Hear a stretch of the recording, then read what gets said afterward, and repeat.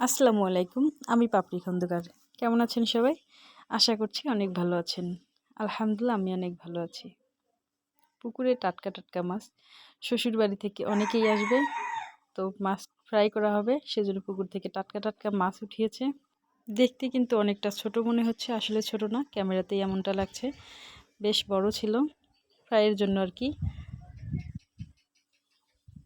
তো রায়ান তো এভাবে এতটা টাটকা মাছ কখনো দেখেনি, মানে জেতা মাছ, জীবন্ত মাছ সবসময় মরা মাছই দেখেছে। তো খুব খুশি, মাছ নিয়ে খুব লাড়াচাড়া করছিল।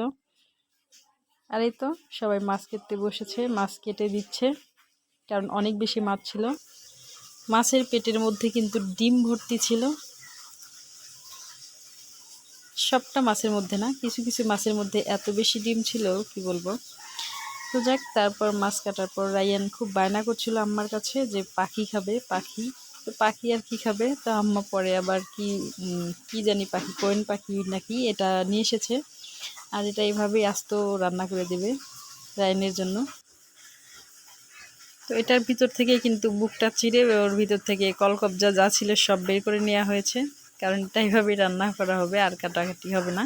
এটা তো এমনিতেই ছোট, কি কাটা দেবে, তো এমনটাই রেখে দিবে।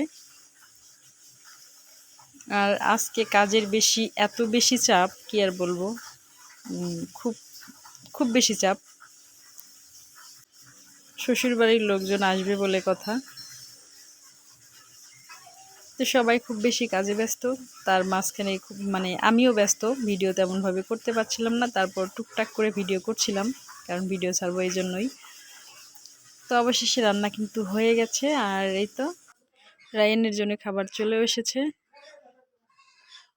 রান্না করার পরে ঠিক এমনটাই আছে। রায়ান তো মহা খুশি, এরভাবে রান্না মানে এভাবেই খাবে বলে।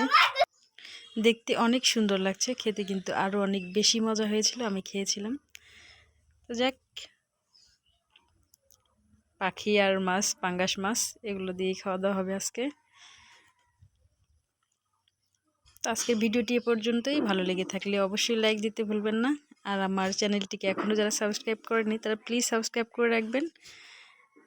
ভিডিওটি ভালো লেগে থাকলে অবশ্যই লাইক দিতে ভুলবেন না। আর ভিডিওতে ভুল ত্রুটি অবশ্যই ক্ষমার চোখেই দেখবেন। সবাই ভালো থাকবেন, সুস্থ থাকবেন, আমাদের জন্য দোয়া করবেন। আল্লাহ হাফেজ। আসসালামু আলাইকুম।